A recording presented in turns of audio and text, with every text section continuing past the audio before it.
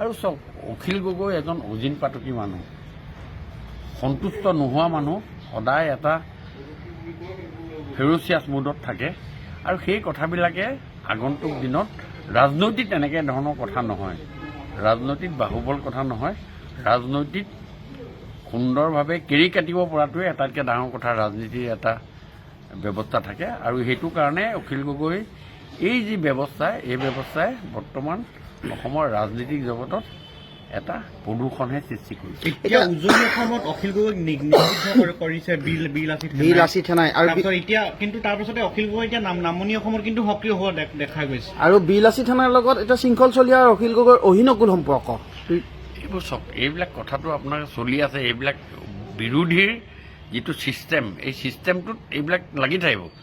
তেওঁলোকৰ দেখিছে যে বিজেপিৰ ওচৰ পাবলৈ তেওঁলোকৰ যিটো বিৰোধী ঐক্যমঞ্চ হৈছিলে, সেইটো ওচৰ পাবলৈকে যোৱাৰ আগতেই তেওঁলোক থানবান হ'ল। আৰু এইবিলাক হ'ল তাৰ এটা এটা এনেক্সাৰ, এইটো এটা এইবিলাকৰ ভিতৰত এটা এটা পাৰ্ট। আৰু এই পাৰ্টেৰে লৈ তাহাঁতি অহা 26-ৰ তেওঁলোকে যিটো পৰিকল্পনা কৰিছে, সেইটো মুংগেৰী লাল কি হাচিন চাপনি। এতিয়া কি হ'ব? অখিল গগৈ এতিয়া 26-ত কংগ্ৰেছৰ লগত আকৌ মিত্ৰতা হ'ব বুলি কয়। ইফালে কংগ্ৰেছে কৈছে এতিয়া অখিল গগৈ আমাৰ সেইবিলাক কথা লৈ পেলাই আমাৰ হেডেক নহয়। আমি ক্ৰিকেট খেলিবলৈ আহিছোঁ, আমি আমাৰ মতে আমি ক্ৰিকেট খেলিম। অপজিশ্যনত কোন থাকে, কেনেকৈ খেলিব, তেওঁলোকে কেনেকুৱা বল দিব, তেওঁলোকৰ কোচ কোন হ'ব, কোনে তেওঁলোকক শিকাব, এইবিলাক ডেট ইজ দেয়াৰ কনচাৰ্ণ। কিন্তু এটা কথা চাওক, আজিৰ ডেটত বিৰোধীৰ 20% প্ৰাসংগিকতা নাই অসম ৰাজ্যত। কিন্তু অখিলে 26-ত আমি we are trying for 100 seats. আমি 100লে চিন্তা কৰিছোঁ। আমি 100টা ছিটলৈ আজিৰ ডেটত আমাৰ এই প্ৰাসংগিকতা আমি আনিছোঁ। আমি 26 আজিৰ পৰা 485 দিন আছে ইলেকশ্যনলৈ।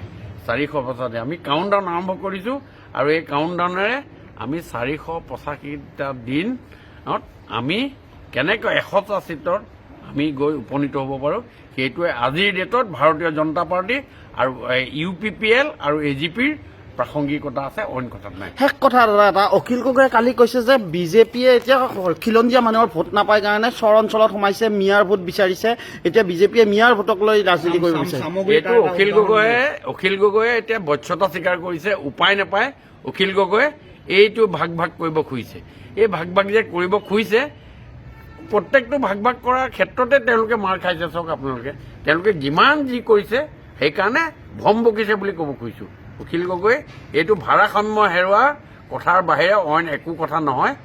আৰু যদি কিমান কৰি চাব খুজিছে অখিল গগৈয়ে, এই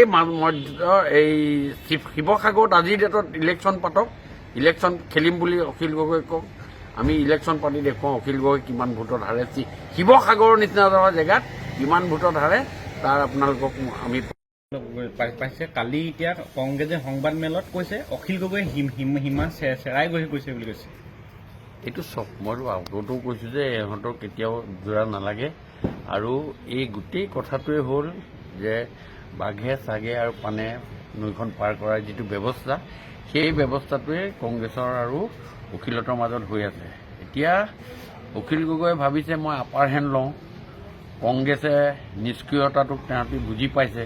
আৰু কংগ্ৰেছৰ আজিৰ ডেটত যে অসম ৰাজ্যত আজিৰ ডেটত কংগ্ৰেছৰ প্ৰাসংগিকতা কিমান, সেইটো অখিল গগৈয়ে ভালকৈ বুজি পাইছে। দ্বিতীয়তে কথা হ'ল কি, অখিল গগৈ 1 নম্বৰ এলাৰ্জি হ'ল ভাৰতীয় জনতা পাৰ্টি।